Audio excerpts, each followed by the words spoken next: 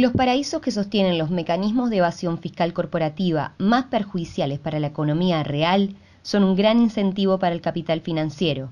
El incremento de los beneficios como resultado de un modelo de mayor agresividad fiscal solo favorece a los grandes inversores y propietarios del capital, ampliando la grieta entre los más ricos y los más pobres.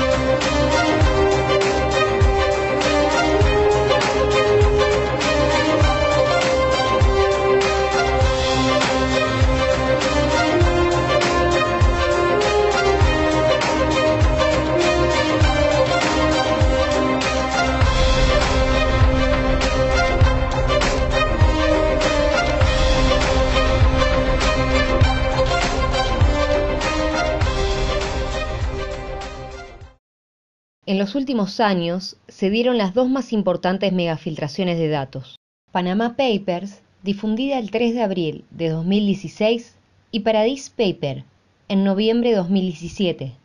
Estos trabajos han sido realizados por el diario alemán Süddeutsche y el Consorcio Internacional de Periodistas de Investigación, quienes en 2016 recibieron el premio Data Journalism Award al periodismo de datos en la categoría de investigación, entre otros reconocimientos. Quien encabezó el trabajo interdisciplinario y colaborativo de estos proyectos fue la vicedirectora del ISIG, la periodista argentina Marina Walker, reuniendo a más de 370 periodistas de 76 países para analizar en su primera edición 11,5 millones de archivos y en la última otros 13.400 millones de documentos. A nivel local, la información fue procesada principalmente con ayuda del diario La Nación por los periodistas Hugo Alconamón, Maya Jastreblanqui, Iván Ruiz y Ricardo Brom. También participaron Mariel Fitzpatrick de América, Emilia Delfino de Perfil y Sandra Crucianelli, recientemente despedida del Grupo Clarín.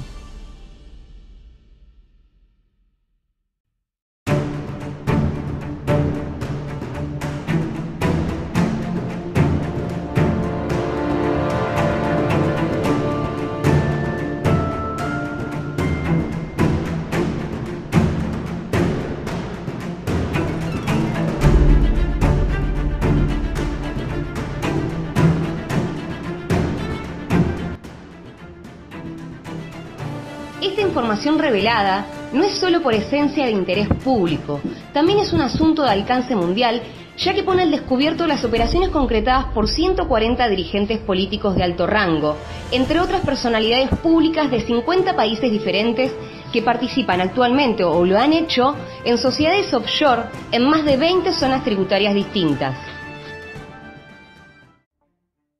Para darle un marco histórico a esta problemática, debemos remontarnos a la década de 1970 y 80, en plena etapa de crisis y transición del capitalismo, después de los años dorados que dejaron los acuerdos de Bretton Woods al finalizar la Segunda Guerra Mundial. El desarrollo de la globalización financiera tuvo como protagonistas a Estados Unidos con Reagan y Thatcher en Reino Unido, quienes fueron la vanguardia del proceso de liberalización de las relaciones financieras para el resto del mundo, acompañado de una fuerte expansión de las multinacionales. Otro factor importante a considerar que sirvió para compensar las pérdidas que sufrían las corporaciones a causa de la recesión económica fue la internacionalización de la flexibilidad laboral. El bloque angloamericano sigue liderando hasta la actualidad el dominio de este régimen fiscal. Sin dudas, estos movimientos responden a negocios ilícitos, porque el beneficio es la evasión impositiva, razón principal de esconder riqueza en paraísos fiscales, lo que representa aproximadamente el 25% del total de los depósitos mundiales. se clasificaron como los paraísos fiscales más agresivos a las Islas Vírgenes Británicas, Panamá, Bahamas, Islas Seychelles, Suiza, Bermudas, Caimán, Países Bajos, Singapur, Irlanda, Luxemburgo, Hong Kong, Chipre, entre otros. Según Oxfam, la cifra de los fondos depositados en paraísos alcanzó los 24 billones de dólares en diciembre de 2016, equivalente a 1/3 del PBI mundial, lo que representa más de la mitad del comercio mundial, 1/3 de las inversiones directas y 1/3 de las transacciones financieras internacionales. Ese organismo también señala que 62 personas poseen la misma riqueza que la mitad más pobre del planeta. Esto es 3.600 millones de personas. La legalidad de estos países o territorios ampara a los extranjeros que las utilizan, ya que los datos personales de los propietarios y accionistas no figuran en los registros públicos y existen estrictas normas de secreto bancario. La jurisdicción garantiza bajo o nulos impuestos y seguridad fiscal, es decir, inexistencia de control financiero, ya que las entidades bancarias ofrecen total privacidad sobre las transacciones de sus cuentas sin cuestionamiento alguno del origen de esos fondos. Para realizar los depósitos se deben crear sociedades holding, más conocidas como sociedades offshore, cuya única función es administrar la propiedad de otras entidades no residentes. Esto lo hacen porque en sus países de origen existe una alta carga impositiva, razón principal por la que existen estas redes financieras. Todo se concreta gracias a la ayuda de un estudio de abogados que crean a un costo económico estas llamadas compañías de papel, asegurando total confidencialidad a sus clientes. Algunas reconocidas mundialmente, sobre todo luego del escándalo de las filtraciones, son Mossack Fonseca, Appleby y Asia City Truck. De acuerdo con el primer informe difundido, Mossack Fonseca brindó sus servicios administrativos a más de 500 bancos que han registrado estas firmas ficticias. Solo el banco británico HSBC y las empresas asociadas a él han tramitado 2.300.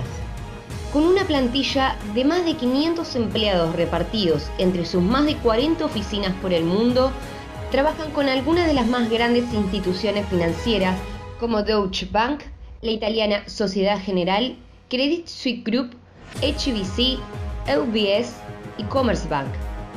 Antes del Panama Papers, Mossack Fonseca fue nombrada por la revista británica The Economist como un emérito líder en la industria de las finanzas offshore.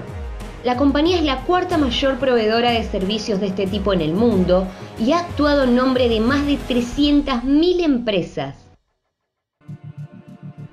En general, los directorios se componen de testaferros y accionistas para evitar que los verdaderos dueños de las empresas aparezcan en la documentación. No se trata de una fusión, ya que no afecta la autonomía empresarial ni jurídica, sino que formula una concentración de la gestión del capital producido. En el caso de las transnacionales, por ejemplo, buscan abarcar diversas ramas industriales que les permitan ganar buenas sumas de beneficios extraordinarios. Este dispositivo de subordinación de intereses económicos y financieros ayuda a incidir sobre factores del mercado. Las sociedades offshore sirven para ocultar activos, bienes y propietarios, evitando que los estados individualicen sus ganancias y cobren los impuestos correspondientes. A su vez, los paraísos aplican este tipo de política tributaria para atraer inversiones financieras en divisa extranjera y mejorar la competitividad de sus bancos. Para ellos, el negocio da tanta rentabilidad que tienen el ingreso por habitante más alto del mundo, aunque esos ingresos no se destinen a su población local. Estas guaridas también se usan para lavar dinero que proviene de crímenes como el financiamiento de grupos terroristas, redes de trata de personas, tráfico de armas, drogas y demás. Hace 4 décadas, organismos internacionales ya estimaban que un caudal importante de la riqueza que generaba el comercio mundial comenzaba a destinarse a paraísos fiscales, presionando la devaluación de las monedas de los países periféricos, generando como principal consecuencia la pérdida del poder adquisitivo de las amplias mayorías. Hoy, ese monto se aproxima al 40% del total de las ganancias de las multinacionales, lo que evidencia cómo funcionan estos instrumentos financieros propios del sistema capitalista globalizado. Todo ello en favor de la acumulación de riqueza de los agentes económicos privados y en detrimento de la recaudación del sector público.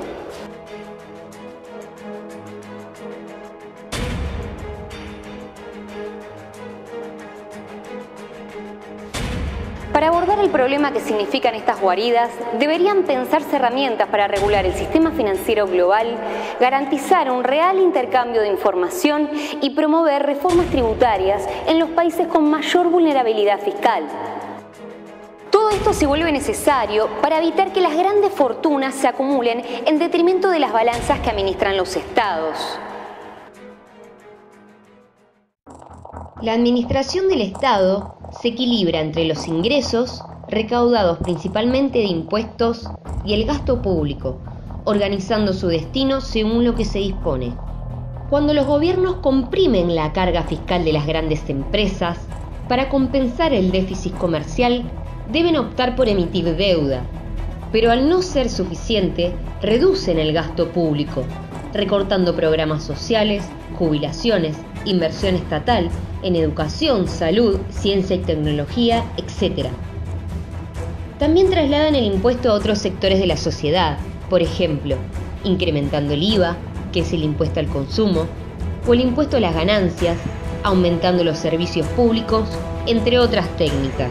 Entonces, cabe preguntarnos cuál es la complicidad que existe entre las corporaciones y los gobiernos, que en sociedades democráticas gestionan a través del voto popular.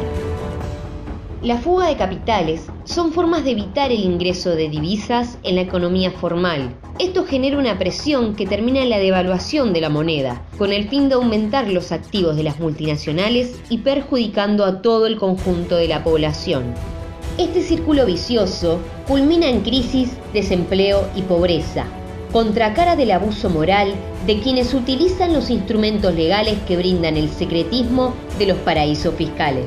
Con las multinacionales trasladando en divisas sus ingresos a otros países donde la jurisdicción es más flexible, las naciones subdesarrolladas pierden alrededor de 100.000 millones de dólares anuales. Parte de la inestabilidad de los índices macroeconómicos que padecen los estados es a causa del agujero fiscal provocado por los evasores que impiden una mayor tributación. Para combatirlos, se debe eliminar la opacidad de estos paraísos, gravar los movimientos de los capitales y erradicar las grandes ventajas fiscales que inspiran al capital financiero a protegerse de las regulaciones que implican los sistemas económicos reales. Estos mecanismos también estrangulan el aparato productivo, especialmente de los países subdesarrollados, ya que el capital financiero global expresa 10 veces más el volumen de la economía real. Entre los 12 jefes de Estado que aparecen en la investigación periodística se encuentra el presidente argentino Mauricio Macri. Al contrario de lo sucedido en nuestro país, otros funcionarios del mundo han renunciado a sus cargos por el escándalo que la revelación significó.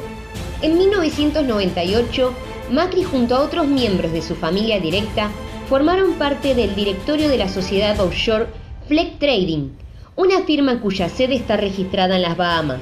En ese momento, Mauricio Macri era presidente del Club Atlético Boca Juniors. La empresa siguió activa hasta el 2008, un año después de haber asumido como jefe de gobierno de la ciudad de Buenos Aires. Pero al declarar su patrimonio, no es nombrada esta sociedad. Al divulgarse esta información, argumentó a través de un comunicado oficial que nunca había tenido acciones de dicha empresa, siendo solo un director nominal, ya que fueron creadas por su padre, Franco Macri, quien sí las incluía en su declaración jurada. Esta explicación abrió un panorama de incertidumbre e irritación en el ámbito de la política, la justicia y el periodismo, no solo porque la clasificación de director nominal es confusa, sino también porque no es frecuente que se abra una firma de este tipo y que no haya habido beneficios.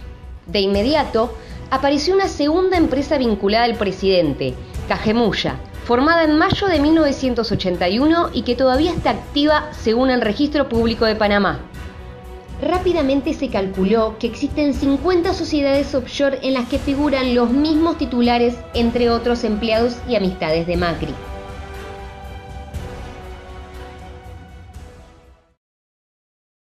Este hecho generó que parte de la oposición saliera a reclamar que se investigue el rol de Macri en un supuesto ilícito, además de que en nuestro país el Código Penal prevé una sanción de 6 años de prisión por falseamiento de datos. También se conoció otro tipo de informaciones relevantes, como por ejemplo que 3 meses después de haber asumido su cargo en la presidencia, transfirió acciones que poseía una empresa hidroeléctrica a una empresa offshore de su padre. Además de que muchas de las personas de su confianza han aparecido en los papeles filtrados como accionistas o directivos de empresas offshore. Pero esta es una estrategia muy común entre los no asalariados. Además de los 540 argentinos vinculados a empresas offshore, algunos de los empresarios más importantes de la economía argentina que figuran en las operaciones son Eduardo Ernequian, Gregorio y Jorge Pérez Companc, Amalia Lacroix de Fortabat, cuyos bienes gestionaba Alfonso Pratgay, la familia Blaquier, Héctor Manieto, Luis Pagani, Alfredo Coto, Mercedes Bulgeroni, única hija del fundador de la firma energética Bridas, la familia Madanes, de Aluar, Alejandro Ruemens, Daniel Carlos Garbarino, Claudio Velocopit, de Swift Medical, Antonio Tabanelli, de Volt, Francisco de Narváez y Matías Garfunkel.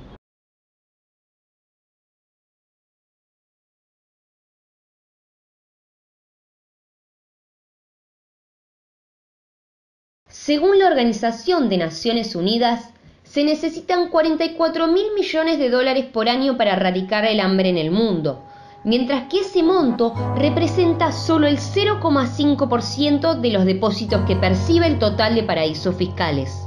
La consigna de la libre competencia es el telón que encubre el verdadero negocio del imperio de las corporaciones que por medio de estos mecanismos legalizados fortalecen su propósito monopolizador a costa del empobrecimiento del 99% de la población mundial. Nos urge discutir los dilemas no resueltos del actual régimen monetario mundial, además de que los paraísos fiscales tienen relación directa con la gestación de las crisis financieras porque existen sobradas demostraciones de la fragilidad del sistema. La comunidad internacional, además de enfocarse en sus posicionamientos diplomáticos, debe asumir de una vez su responsabilidad en cuanto a tomar acciones concretas para condenarlos como delitos de corrupción y destruir los negocios financieros de élite que significan los paraísos fiscales, los cuales funcionan a costa del hambre y la pobreza de los pueblos.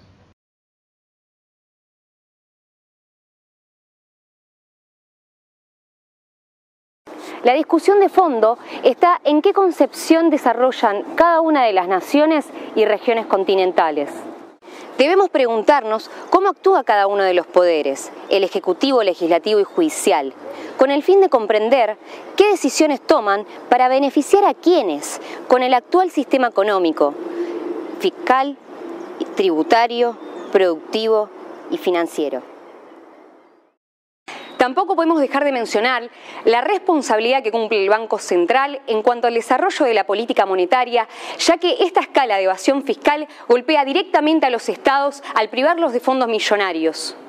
Con esta producción se trata de tomar conciencia de que los sistemas podrían estar soberanamente diseñados con el objetivo de realizar una distribución equitativa de los ingresos y proporcionar recursos para invertir en políticas públicas que reduzcan la desigualdad social, en pos de resguardar los derechos de quienes en realidad son los que generan la riqueza, la clase trabajadora.